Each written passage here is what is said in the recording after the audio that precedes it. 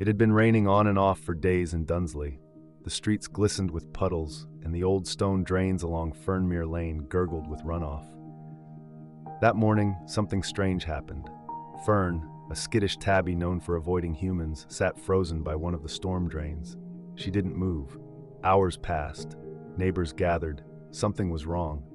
When the heavy lid was finally pried open, 5 tiny kittens were curled inside, alive, soaked, and clinging to warmth. As I knelt beside the drain, I felt my chest tighten. I didn't know it then, but Fern wasn't just pointing us toward her babies. She was asking for our help in a way I'd never seen before. The moment I looked into that storm drain, everything else faded out. The noise, the rain, even the voices behind me. I saw them, tiny bodies tangled together like petals in a wilted flower, their eyes barely open, their fur matted and slick from the cold. My first thought was just get them out, but the drain was deep and I couldn't reach. Fern paced behind me, letting out short, broken meows. She didn't scratch or run, not like before. It was like she knew we understood now. I called Jasper. He was quicker, thinner. He arrived soaked in minutes, slid onto his stomach, and reached in carefully. One by one, we lifted the kittens out, Pip, the smallest, barely moving. Tansy, the one who hissed even in that state. Moss, Clove, and Bramble, all shivering but alive. We wrapped them in Jasper's hoodie, and I remember how his hands shook when he held them. Moira came with towels and a thermos of warm water. She didn't speak at first, just knelt beside Fern and looked her in the eye. "You clever girl," she whispered. I took the kittens home that night, set up blankets in the laundry basket, turned on a space heater, and sat beside them for hours. I had no clue what I was doing. I didn't even like cats all that much before Dunsleigh, but something about Fern's eyes, the way she'd waited all morning, I couldn't walk away. I didn't want to. The next few days were chaos. Sweet, stressful, exhausting chaos. Pip wouldn't eat. I was using a syringe to get kitten formula into him every few hours. Tansy kept trying to crawl under furniture to hide.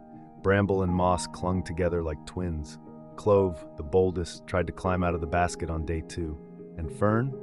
She wouldn't come inside. She sat by the kitchen window most days, watching. I left food out, made a space for her in the shed, but she wouldn't get near the kittens. It was like her job had been to find help, not to stay. Jasper came by each afternoon after school. He'd sit silently on the floor, letting the kittens crawl across his lap. He wasn't much of a talker, but he had this calm that soothed them. I could see it, something healing in both directions. Moira, on the other hand, started raising questions. "What's the plan?" she asked one evening. "You keeping all 5? There was no judgment in her voice, just practicality. They won't stay kittens forever.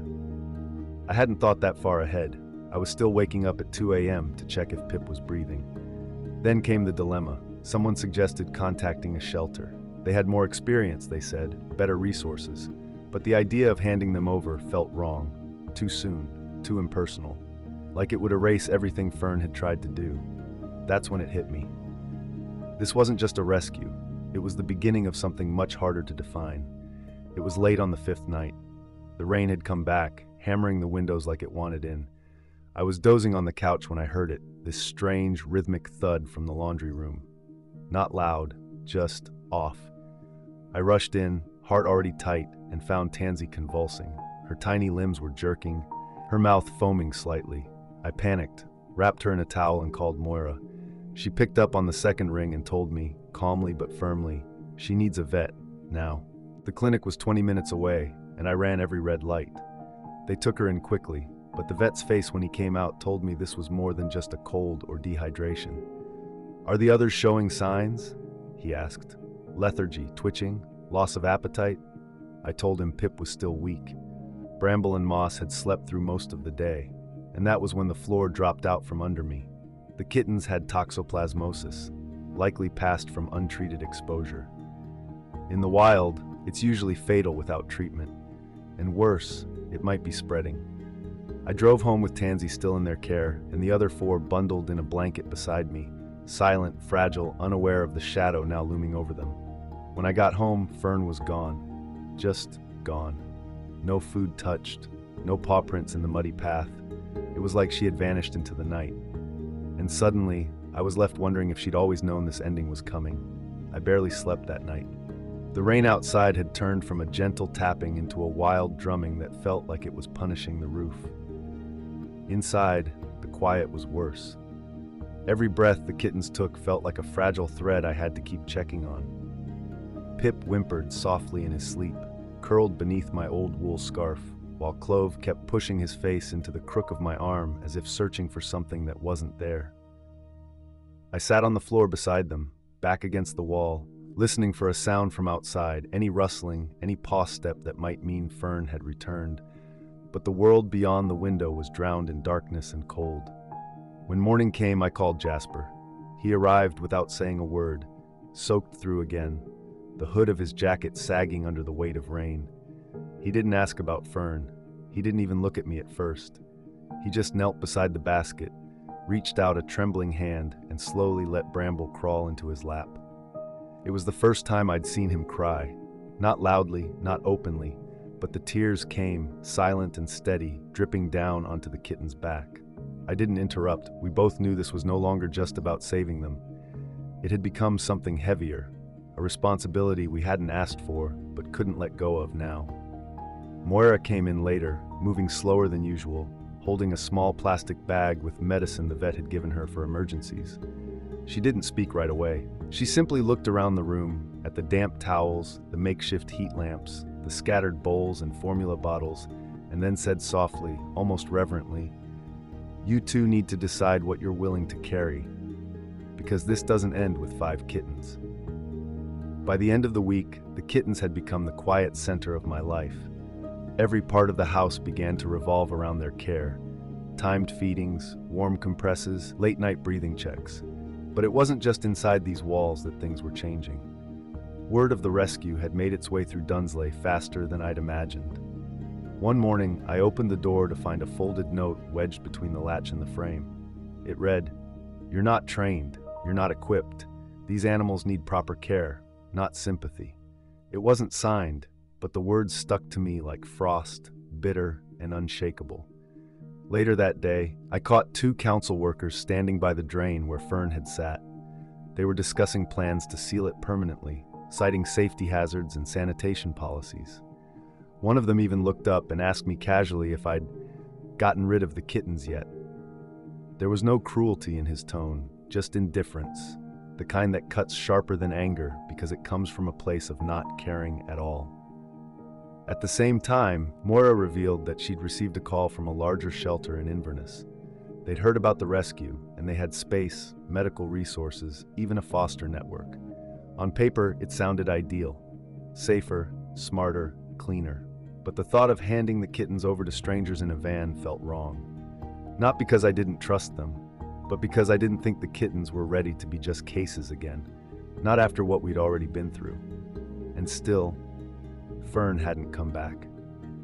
I stood in the doorway of the spare room watching them breathe, 5 tiny bodies curled into one another like a patchwork of soft, rising fur. The heater hummed, casting a gentle warmth across the room, but it did little to quiet the storm inside me. Every day brought a new uncertainty. I couldn't ignore the truth anymore. They were getting stronger, but I was fraying. Nights were long, mornings came too fast, and I'd started avoiding mirrors because I didn't want to see what this quiet devotion was doing to me. It wasn't just about exhaustion, it was about fear.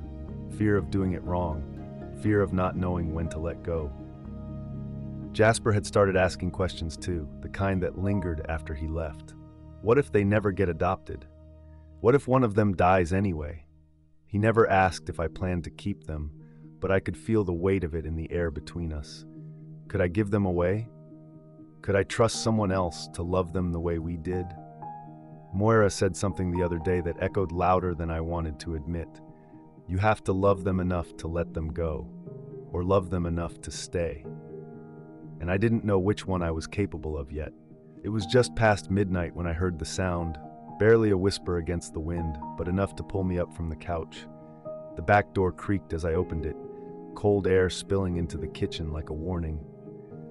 I stepped outside with a flashlight, boots sinking into the softened ground. The rain had stopped, but the night carried a strange weight, like something was watching. That's when I saw the prints, small, muddy paw prints leading across the back path, not fresh, not old, too small to be ferns. They didn't lead toward the house but away from it, toward the edge of the woods behind the property. The next morning, Pip was gone. I tore the house apart. Every drawer, every cupboard, every narrow crawl space under furniture. We'd kitten-proofed everything. Windows locked, no gaps, no holes in the screens. It didn't make sense. There were no signs of forced entry. Just an open vent cover I hadn't noticed before, rusted screws on the floor, barely disturbed. I knelt beside it, heart pounding, calling his name in a whisper that felt more like a prayer. Jasper came over as soon as I called. His face crumpled when he realized what I was saying. We checked the storm drain, we checked the street, we walked the woods with torches, calling his name through the thick brambles. But Pip was gone, and in his place there was now a silence in the house that none of us dared to speak into. In the days after Pip disappeared, the house felt wrong, like the rhythm had broken and nothing moved in time anymore. The remaining kittens were restless, especially Clove. He paced along the edges of the laundry basket, tiny claws clicking against the plastic like he was searching for a crack to slip through. Bramble clung to moss, barely moving, while Tansy, now finally recovering from the worst of her illness, meowed constantly, a high, aching sound that seemed to search for someone who wasn't coming back. I knew she was calling for Pip, and every time I heard her voice echo through the hall, something inside me hollowed a little deeper. Jasper started coming by more often. He brought sketchbooks now, full of drawings he'd made of the kittens. Pip curled up like a comma, Clove mid-pounce, Tansy stretched long with her ears twitching. He didn't say much about the missing vent cover, but he began checking each window and screen every time he arrived. There was a protectiveness in him now, sharper than before, as if losing Pip had drawn out something buried, something older than his 16 years, shaped by grief he didn't yet know how to name. Moira had become quieter, more observant. One afternoon, she stayed long after feeding time, sitting with me at the kitchen table, tracing the rim of her mug with her finger as she watched the kittens from the window. "You know they imprint on moments, not just people," she said.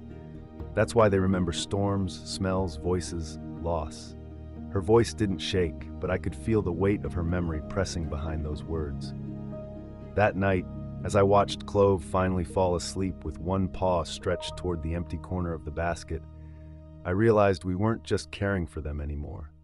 We were grieving with them, and we didn't know where it would lead. By the end of the second week, the pressure had built into something unspoken but inescapable, the kind that hung in the air even when no one said a word. Jasper had started asking more pointed questions, not out of frustration, but from the quiet knowing that a decision was coming whether we were ready or not. "So, are they staying?" he asked one evening, eyes fixed on the kittens as they clumsily tackled each other across the folded blankets. "Or are we giving them up?" I didn't answer at first. I just stared at Tansy, now full of life, wrestling Bramble into submission while Moss watched from the safety of the heater's glow. They were stronger now, healthier, but also more attached. They followed me from room to room, climbed into my lap as if that was where they belonged. And in truth, some part of me had begun to feel like I belonged to them too. Moira's voice came back to me. Love them enough to stay, or enough to let them go. It had sounded poetic once. Now it felt like a blade. The call from the Inverness shelter came again. This time, they offered to pick the kittens up that very weekend. They said they'd already found interest from fosters, homes that were safe and ready. It should have been good news, relief. But I felt a hollowness settle in my chest. That night, I sat outside by the old storm drain, the lid still marked by Fern's paw prints that had long since dried. The silence around it felt like a memory waiting to be acknowledged. I whispered her name once, not expecting an answer. But I was no longer sure if the decision I had to make was about what was best for the kittens, or what I was afraid to lose in letting them go. The confrontation didn't come in a burst of anger. It came in the stillness of late afternoon, golden light slanting through the windows as the kittens napped in a tangled, purring heap. Jasper stood in the kitchen, arms crossed, that same sketchbook under his arm, worn now with curled edges and graphite smudges across the front.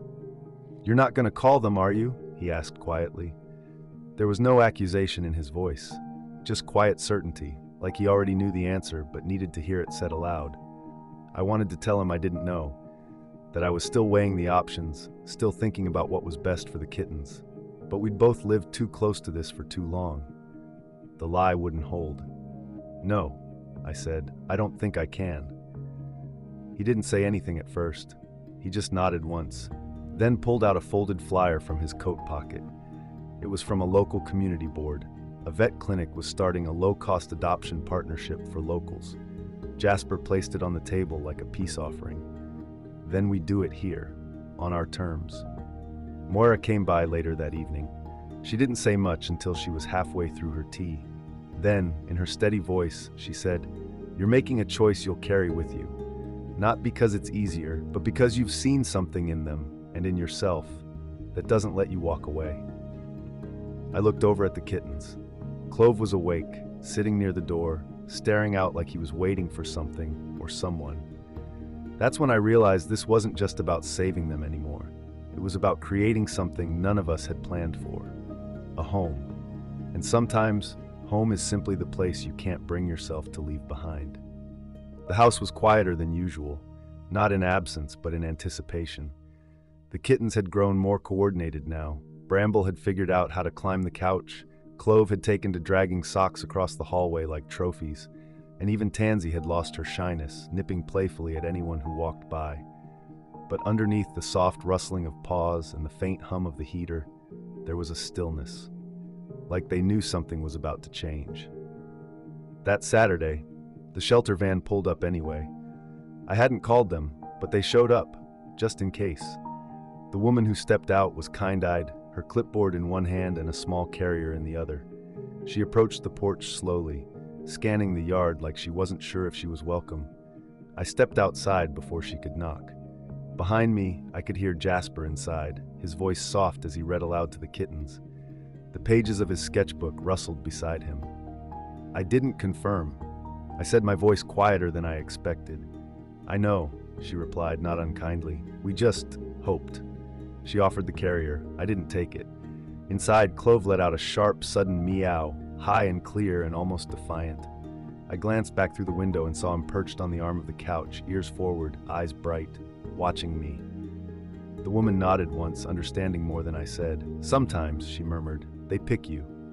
And as I stood there, heart heavy but steady, I realized the decision wasn't waiting to be made.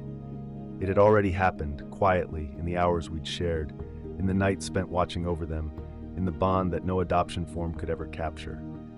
We had all been chosen, slowly, fiercely, and without permission.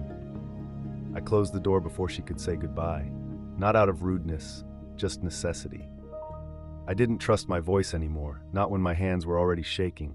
The shelter van pulled away slowly, tires brushing wet gravel, disappearing down the hill toward the sea. I stood there for a long moment, forehead pressed to the glass, listening to the silence behind me, except it wasn't silence. It was breathing, purring, tiny feet shifting against floorboards, life still unfolding in quiet corners of the home I hadn't known I was building. When I turned around, they were all watching me. Clove was the first to move. He leapt down from the couch and walked straight to my feet, tail curling around my ankle. Bramble followed next, half stumbling over a stray slipper, and then Tansy and Moss padded in, their heads tilted, waiting. I dropped to my knees, and they pressed against me like they had done the first night, when everything was soaked in panic and I didn't know what I was doing. And then there was a sound outside. Soft, delicate.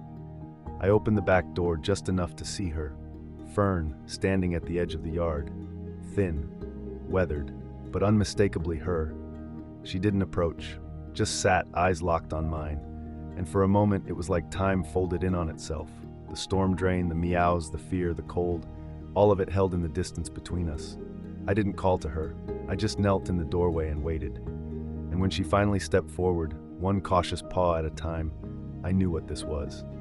Not the end of a rescue, the beginning of a family no one expected, least of all me. Fern's return wasn't a grand moment. It wasn't filled with fanfare or the kind of dramatic reunion you see in movies. It was quiet, understated, as though she'd been waiting for me to understand, to realize that this wasn't something you could rush or control. She stepped into the yard slowly, keeping her distance, But the look in her eyes wasn't just the wary caution of a wild animal. It was something softer, something that spoke of a bond formed over time, not demands. When she came to me, when her paw touched the step, it felt like she had come back to claim something, not because she had to, but because we had shared a piece of this story together. The kittens had settled into a rhythm now, each one growing into their personalities, their quirks, their little habits that made them undeniably theirs. They'd formed their own quiet world within the walls of our home.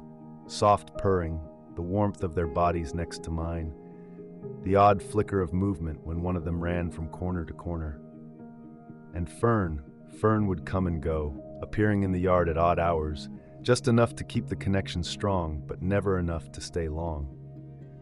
In the weeks that followed, the decision never truly felt final. I hadn't been prepared for the love they gave me, not just the kittens, but Fern too. Sometimes I'd catch myself standing by the window, watching them all from the kitchen, and wonder what the future would hold. Could I truly keep them? Would it be enough? Or would I one day find myself standing at the door again, trying to make sense of the next chapter that had already begun without me noticing? But for now, there was no rush, no answers to chase, just the weight of their little lives and the comfort of knowing that the rescue was no longer something I was doing for them. It was something we had done together. A family, formed in ways I never saw coming, a bond that didn't need words to hold it. Fern's return wasn't a grand moment. It wasn't filled with fanfare or the kind of dramatic reunion you see in movies. It was quiet, understated, as though she'd been waiting for me to understand, to realize that this wasn't something you could rush or control. She stepped into the yard slowly, keeping her distance. But the look in her eyes wasn't just the wary caution of a wild animal. It was something softer. Something that spoke of a bond formed over time, not demands. When she came to me, when her paw touched the step, it felt like she had come back to claim something, not because she had to, but because we had shared a piece of this story together. The kittens had settled into a rhythm now, each one growing into their personalities, their quirks, their little habits that made them undeniably theirs. They'd formed their own quiet world within the walls of our home, soft purring, the warmth of their bodies next to mine, the odd flicker of movement when one of them ran from corner to corner. And Fern would come and go, appearing in the yard at odd hours, just enough to keep the connection strong, but never enough to stay long. In the weeks that followed, the decision never truly felt final. I hadn't been prepared for the love they gave me, not just the kittens, but Fern too. Sometimes I'd catch myself standing by the window, watching them all from the kitchen, and wonder what the future would hold. Could I truly keep them? Would it be enough? Or would I one day find myself standing at the door again, trying to make sense of the next chapter that had already begun without me noticing? But for now, there was no rush, no answers to chase, just the weight of their little lives and the comfort of knowing that the rescue was no longer something I was doing for them. It was something we had done together. A family formed in ways I never saw coming, a bond that didn't need words to hold it. If you enjoyed this story and felt the emotions behind every moment, don't forget to like, comment, and subscribe to join us on more incredible journeys like this one. Click the bell icon so you won't miss any new videos, and feel free to share this story with anyone who might need a little hope today. Let us know your thoughts in the comments. Would you have made the same choices? What does the idea of home mean to you? Thank you for being a part of this journey.